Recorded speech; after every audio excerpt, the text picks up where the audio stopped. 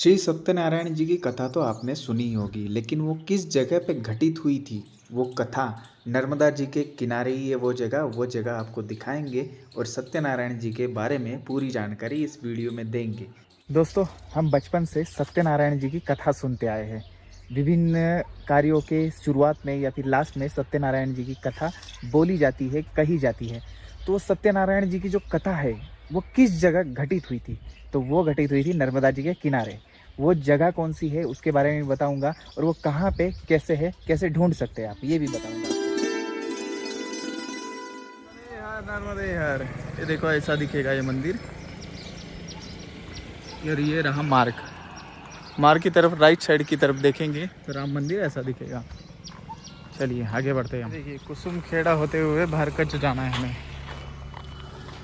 Left side चांदनेर से 2 kilometre है कुसुम खेड़ा। हम कुसुम खेड़ा आ चुके हैं। यहाँ की खास बात बताता हूँ। देखिए किनारे आ चुके हैं घाट पे। घाट से ऊपर है श्री सत्यनारायण जी का मंदिर। चलिए आपको दिखाते हैं और दर्शन कराते हैं। ये रहे नर्मदा जी के दर्शन और इस साइड मुड़ेंगे तो ऊपर सत्यनारायण जी का मंदिर है।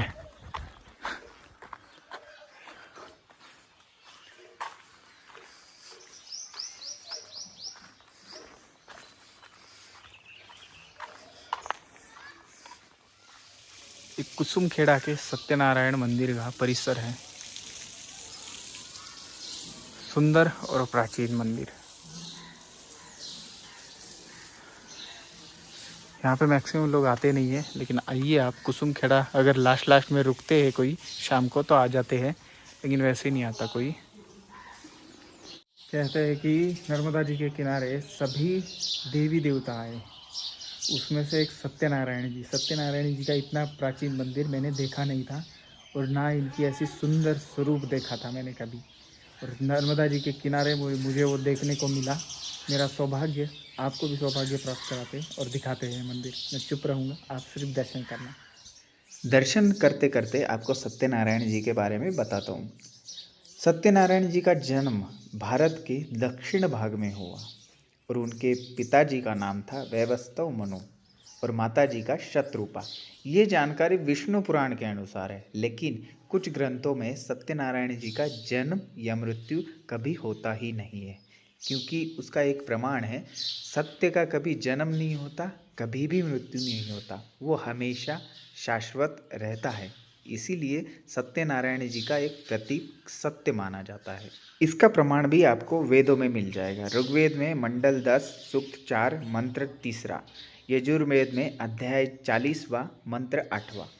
ये कथा सबसे पहले वेद व्यास जी ने सूत मुनि जी को, उनके पुत्र को सुनाई थी। फिर उसके बाद में नारद जी के आग्रह के द्वारा सूत जी ने बाकी ऋषियों को सुनाई और वो स्थान था, सबसे पहले कथा सुनाने वाली भूमि वो नैमिषारण्य तीर्थ था, इसीलिए उस भूमि का बड़ा महत्व है। वो कथा एक साथ सूत मुनि जी ने 88,000 ऋषियों को एक साथ सुनाई थी। वही वो पहला दिन था जहाँ पे सत्यनारायण जी की कथा इस पृथ्वी पे सुनाई गई थी। ये जो आप सुंदर स्वरूप देख रहे हैं, ये सत्यनारायण जी का स्वरूप है। सत्यनारायण जी की कथा पूर्णिमा, एकादशी या फिर आपके घर में कोई भी शुभ अवसर हो उस दिन कराई जाती है। और इनके बारे में एक सुंदर सा एक और बात बताता हूँ। इनको एक विशेष प्रकार का नैवेद्य चढ़ता है, उसका नाम है कसार। वो नैवेद्य आटा, घी और शुद्ध मीठा होना चाहिए, मतलब चीनी वगैरह नहीं। उस तीनों का मिला के एक चीज़ तैयार होती है जो कि हलवे की तरह होती है। उसी का नैवेद्य उनको बड़ा पसंद आता है।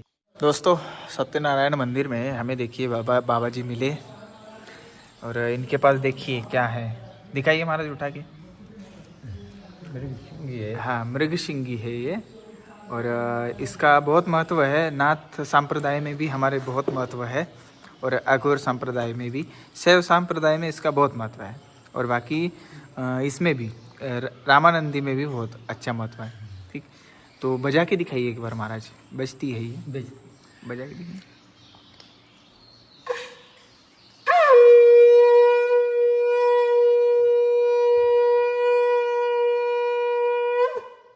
वाह। तो ऐसी है सिंगी, मृग सिंगी। अद्भुत चीज़ देखने को मिली। मैं तो बहुत देखा था, लेकिन आपको दिखा रहा था मैं। ये मिल गई, महाराज जी मिल गए, इस वजह से हम दिखाए। ये बहुत सुंदर। माँ नर्मदा जी के किनारे कुसुम खेड़ा में ये सुंदर सा मंदिर हमने दर्शन किया। श्री सत्यनारायण जी महाराज, बहुत सुंदर। ऐसे ही प्राचीन प्राचीन मंदिरों के दर्शन होते जाए, बस यही चाहते हम। और मैं दिखाना चाहता हूँ बस आपको कि भाई ये क्या, कितनी पवित्रता और कितने देवी देवता है अपने पास में, कितने सुंदर है। हम कितने दर्शन कर सकते हैं इनके। हम दर्शन करते करते जाएंगे तो हमारी तो वैसी ही परिक्रमा बहुत सफल होती जाएगी। आपको इस मंदिर के दर्शन करने हो तो आपको मध्य प्रदेश में नर्मदापुरम, ये बड़ा शहर है, वहाँ से बस लेके आपको आना पड़ेगा कुसुमखेड़ा गांव में। कुसुमखेड़ा गांव में उत्तर तट पे है नर्मदा जी के ये गांव। वहाँ पे सत्यनारायण जी का ये सुंदर सा मंदिर है। यहीं पे सत्यनारायण जी की वो कथा घटित हुई थी, ऐसा माना जा सकता है। और यहाँ पे आपको पूरी जानकारी भी हो सकता है ना मिले, लेकिन मैं दे रहा हूँ आपको, ठीक है। तो आप इस सुंदर मंदिर के दर्शन करने आ सकते हो और यहाँ का आनंद ले सकते हैं। बड़ा सुंदर मंदिर और बड़ा इतना सुंदर स्वरूप है सत्यनारायण जी का, ऐसा लगता है सत्य धरती पे ही उतर आया है एक मूर्ति के रूप में, ऐसा सुंदर। और ये मंदिर माना जाता है उस टाइम लगभग 400 साल पुराना माना जाता है। और यहाँ पे जो मूर्ति है वो भी राजाओं द्वारा स्थापन की गई मानी जाती है, लेकिन इसकी कथा बड़ी पुरानी है। आज की दोपहर यहीं पे रुकते हैं सत्यनारायण मंदिर के साथ में।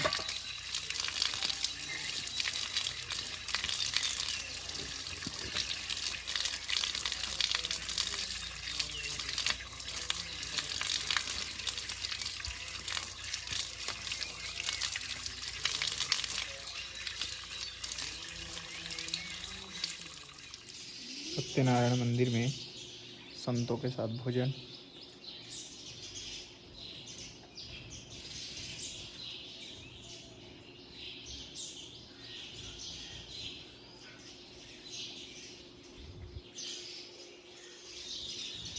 दोपहर का 1 बज रहा है और 3 बजे तक हम यहाँ पे रुकने वाले हैं। धूप का समय निकलते ही फिर आगे बढ़ेंगे।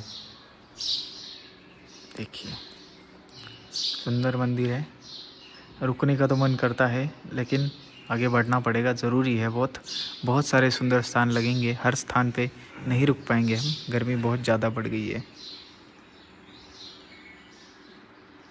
3 बज चुके हैं। अब हम सत्यनारायण मंदिर से आगे की तरफ निकलते हैं, भारकच की तरफ। फिर से एक बार आप सत्यनारायण जी के दर्शन कर लीजिए।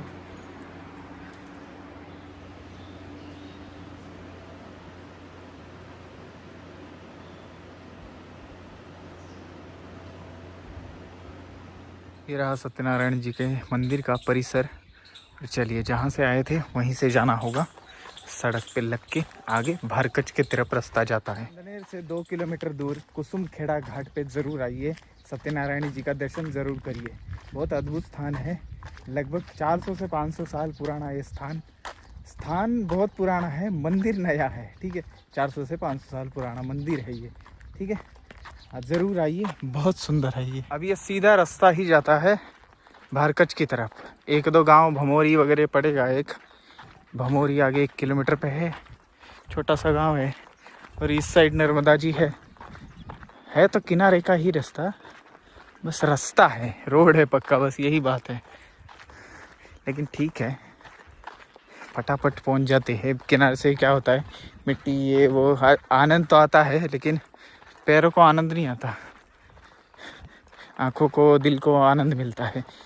वो आनंद भी चाहिए, ये सब कुछ चाहिए तो ऐसा थोड़ी होता है कुछ एक ले लो भाई, ऐसा ही होता है।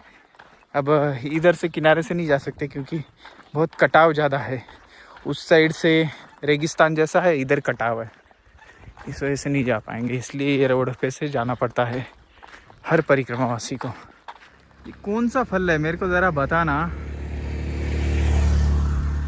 बहुत सारे पेड़ देखे मैंने इसके, ये देखिए कौन सा फल है ज़रूर बताना। एक को 2 जुड़े हुए, किसी में 3, किसी में 4 ऐसे जुड़े हुए हैं।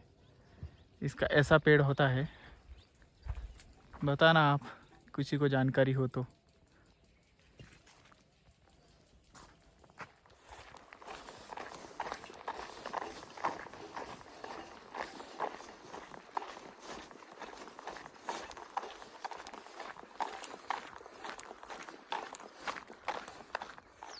मॉइस्चर की गर्मी हो जाती है ऐसे, पसीना पसीना आता है। जो 3 बजे बाद वाली है, पसीना आता है ज़्यादा इस गर्मी में।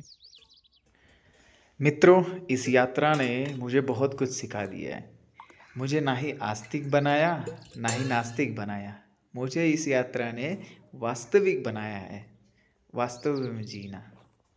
कितना सुंदर है ये सब कुछ।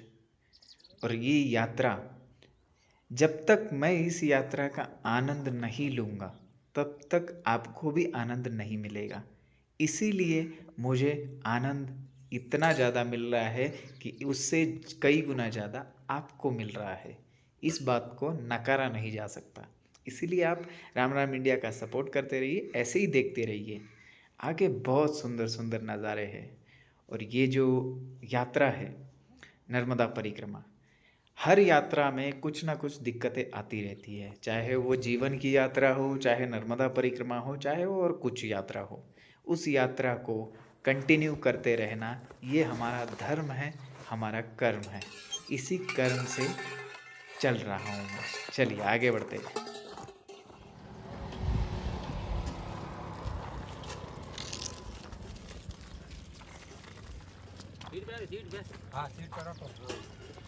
हाँ, 2 किलोमीटर रह गए हैं यहाँ से।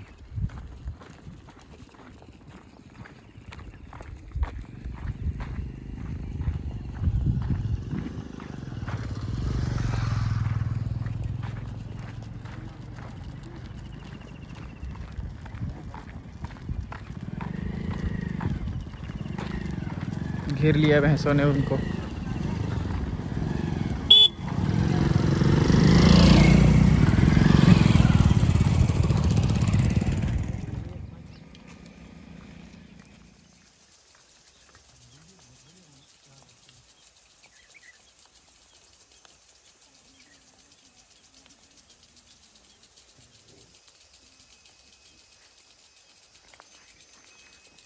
हम भारकच की ओर जा रहे थे, तब हमें गोविंद शर्मा जी मिले हैं।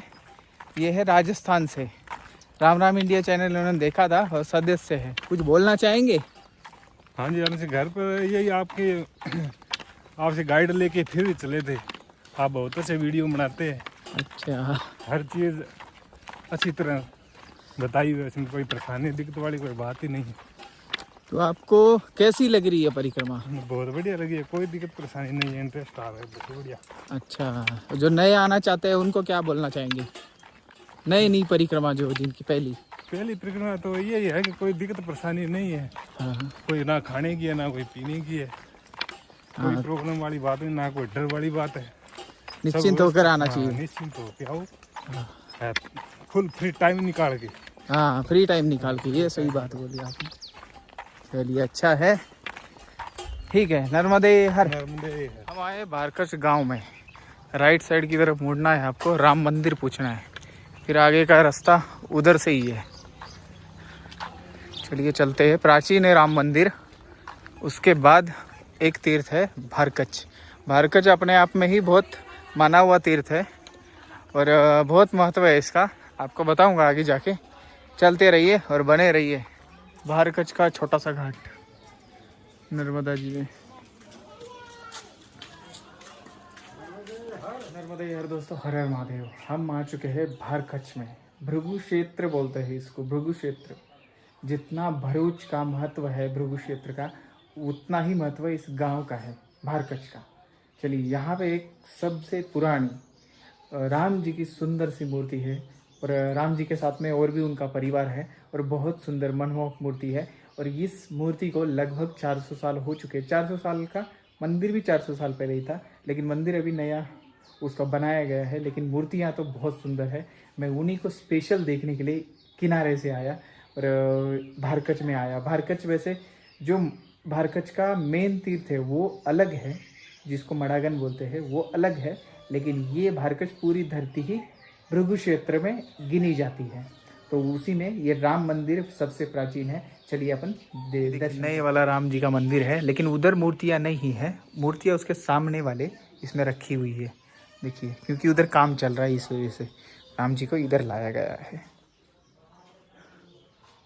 ये देखिए, आप बोलोगे कितने सुंदर है ये बाल स्वरूप। देखिए, ऐसे लग रहा है एकदम बच्चे देख रहे हैं हमें।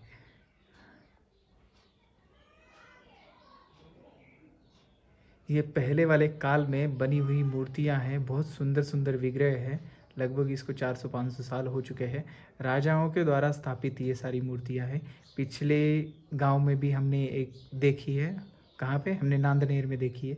वो भी राजाओं द्वारा बनी हुई मूर्तियां स्थापित की हुई। इधर देखिए, गरुड़ जी इस साइड, राधा कृष्ण जी और हनुमान जी भी छोटे से, गणेश जी भी हैं। कुछ मूर्तियाँ बहुत पुरानी हैं, जो ऊपर वाली है वो सारे सबसे पुरानी दिख रही है। तो ऐसा ये मंदिर बहुत सुंदर सा, और जिस स्वरूप में यहाँ पे है उसी स्वरूप में वहाँ पे था। अभी बहुत दिन से शायद इधर ही है।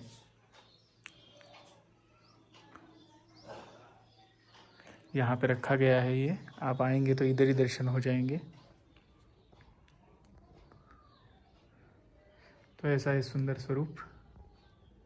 धन्य हो गए हम राम जी के दर्शन करके। ऐसे बहुत ही सुंदर है।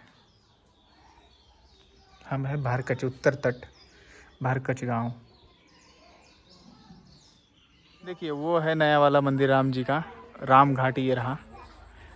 और नर्मदा जी के दर्शन होते यहाँ से। ये है भारकच में।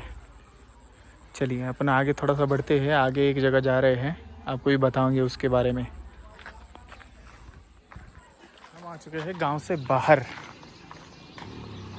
गांव से बाहर लगभग 1 किलोमीटर आने के बाद में आगे राइट हैंड की तरफ मड़ागन के लिए रास्ता जाता है। मड़ागन धाम जिसे बोलते हैं, मड़ागन धाम में जाना है हमें। चलिए मड़ागन धाम में चलते हैं। गांव से बाहर है, ओके। गांव में ढूंढे हैं तो नहीं है। और उस गांव से बाहर आने के लिए रास्ता आपको लोगों से ही पूछना पड़ेगा। एक छोर से दूसरी छोर की तरफ जाना पड़ता है मड़ागन के लिए। वाह, सीहोर जिला बदल चुका है। कब बदला हमें भी नहीं पता लगा। रोड के राइट साइड में एक बोर्ड है, भारकच रायसेन जिला का। वहीं से अंदर की तरफ आना है आपको, ओके। आगे मत निकल जाना। ये भारकच की चौकी लगती है, उधर से भी अपन को आगे जाना है। मड़ागन, नाम मड़ागन धाम, ओके। मड़ागन धाम की ओर ज़रूर आना। और इस तीर्थ की बहुत महत्व है, इसलिए आया मैं। देखो, चौकी से और इस टावर से लेफ़्ट साइड वाला रास्ता पकड़ना है। ये ऐसा गेट दिखेगा आपको। लेफ़्ट साइड वाला रास्ता पकड़ के घाट की तरफ जाना है। नर्मदा जी की ओर है, बिल्कुल किनारे पे है मड़ागन। मैं अब आश्रम में जाके हो सकता है मैं डायरेक्ट आसन लगाऊं और स्नान ध्यान करूं, संध्या स्नान वगैरह करूं। फिर मैं सुबह दिखाऊंगा आपको और उसका महत्व बताऊंगा। और हुआ तो अभी भी बताऊंगा, लेकिन पहले माहौल देखना चाहिए कैसा है क्या है। पीछे गांव में तो बोल रहे थे उधर नहीं रुकने देते, देखता है कैसे है। ये मड़ागन का रास्ता, ये मड़ागन धाम है, लेकिन धाम जैसा कुछ नहीं है। एक मड़ागन का मंदिर है और घाट है मड़ागन का। देखिए, तो वो दिखाता हूँ। एक चीज़ मैंने पता है मुझे, ये है मड़ागन का धाम। ये हनुमान जी है, हनुमान जी का मंदिर है ये तो। इसका मेन मंदिर एक और था, कर दिया लगता है गायब इन लोगों ने। इधर क्या है? इधर भी ऐसे ही है। इधर कोई सुविधा नहीं है रुकने वगैरह की, कुछ भी। सही बोल रहे थे गांव वाले।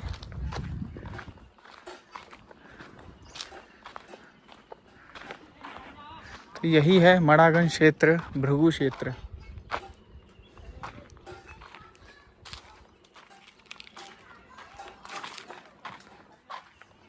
मड़ागंज धाम शायद किसी की प्राइवेट प्रॉपर्टी है, इस वजह से ऐसा है व्यवहार थोड़ा सा। ठीक है, अपने को क्या करना है, उनका मर्जी, वो करे जो करे। अपन चलते हैं आगे नर्मदा जी का नाम लेके। हम आ चुके हैं बिल्कुल नर्मदा जी के किनारे। सुंदर नज़ारा और सुंदर रास्ता। अब हम नर्मदा जी के किनारे किनारे आगे जाएंगे।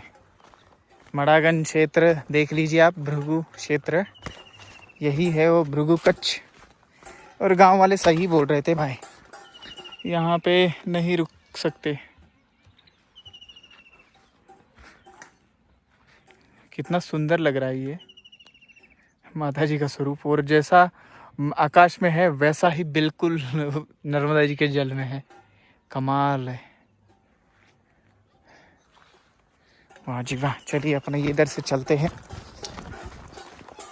रास्ता थोड़ा सा अच्छा है, ऐसा ही रास्ता चाहिए नर्मदा जी के किनारे किनारे भी। देखिए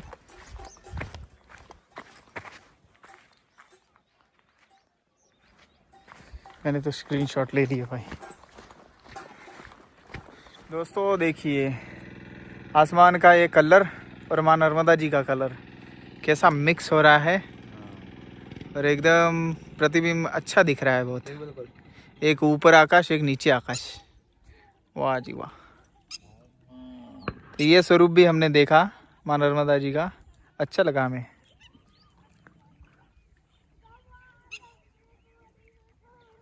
जल, हाँ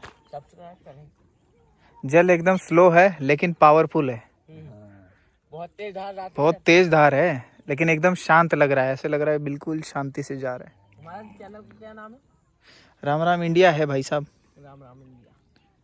देखो एक सब्सक्राइबर अभी बने हमारे। दोस्तों हमें दो मित्र मिले हैं। क्या नाम है आपका? देवांश ठाकुर। आपका? सागर ठाकुर। यहाँ पे इसी गांव के आप लोग? हाँ, इसी गांव के। बड़ा नसीब है यार, क्या मस्त नज़ारे पे ये बैठे थे दोनों। हमारे आते ही थोड़ा सा बातें बुतें की। ये स्थान, हाँ ये स्थान देखो इनका। तपस्या कर रहे थे इधर। लेकिन बहुत सुंदर है आपका गांव, और नर्मदा जी का किनारा भी बहुत सुंदर है, बड़ा अच्छा है। उधर तो वो घाट भी बना है। हाँ हाँ उधर ऊपर साइड नहीं, उधर वो नहर है। हाँ हाँ उधर ठीक है, वो घाट बढ़िया बढ़िया। हाँ वो भी अच्छा ही है, ऐसे ही है वो भी बहुत सुंदर है। चलिए इस स्वरूप के हम तो देख के ही दर्शन धन्य हो गए। बहुत अच्छा स्वरूप है मैया का इधर। धन्य होगा यार, तो जीवन ही धन्य होगा। अरे आपका तो जीवन ही धन्य है, बहुत अच्छा कर्म किए थे आपने पिछले जन्म में, तब जाके आपने हमको नर्मदा जी मिली आपको।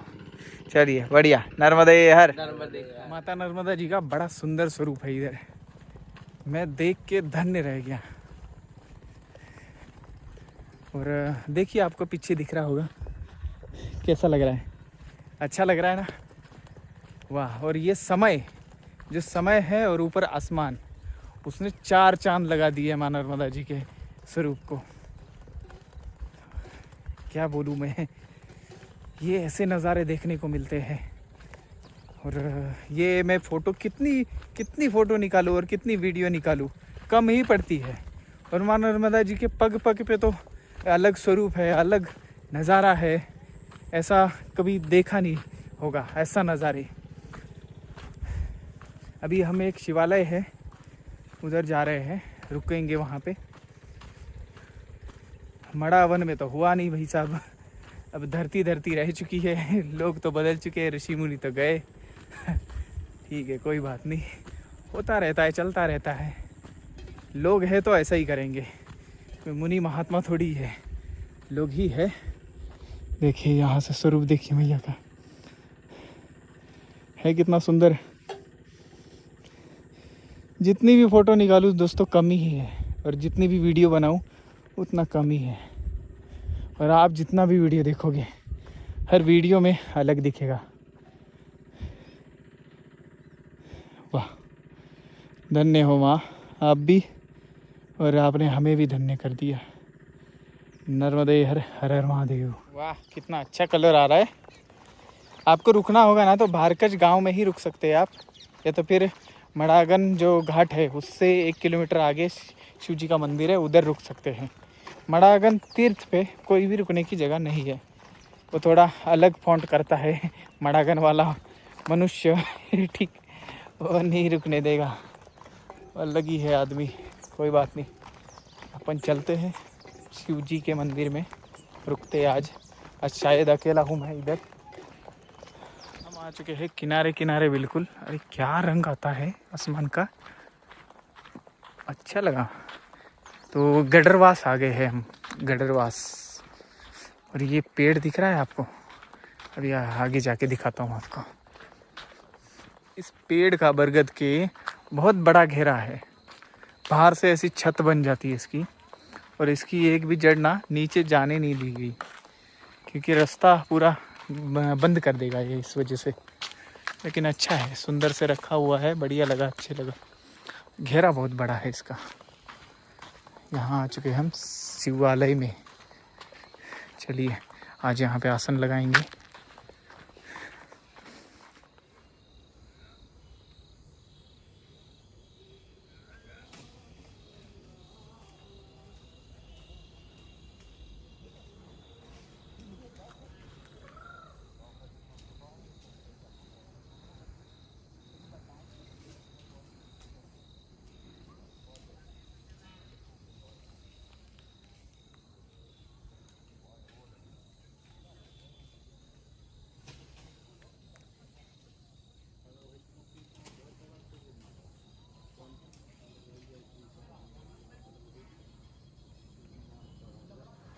हमारा आसन यहाँ पे लगा है, तो पूजा हो चुकी है। तो ये हॉल है, परिक्रमावासी रुकते हैं यहाँ पे। और मंदिर के आपको दर्शन सुबह हो पाएंगे, अब लेट हो चुका है, कपाट हो चुके हैं बंद, तो सुबह ही करेंगे। भाई साहब बना रहे हमारे लिए चाय। नर्मदे नर्मदे। और यहाँ से अंदर को है मंदिर। मंदिर आपको सुबह ही दिखाएंगे, मंदिर सुबह देखेंगे तो अच्छा लगेगा, क्योंकि बहुत सुंदर मंदिर है। कौन चाय बन चुकी है, और ये रहा बाहर का नज़ारा। बिल्कुल ये जंगल है, बांस का जंगल है आगे, बांस के जंगल में शिवालय सुंदर सा। और माँ नर्मदा जी यहाँ से 200 मीटर की दूरी पे है, इस साइड। अपन जाएंगे सुबह स्नान करने के लिए। चलिए पहले तो चाय पी लेते हैं।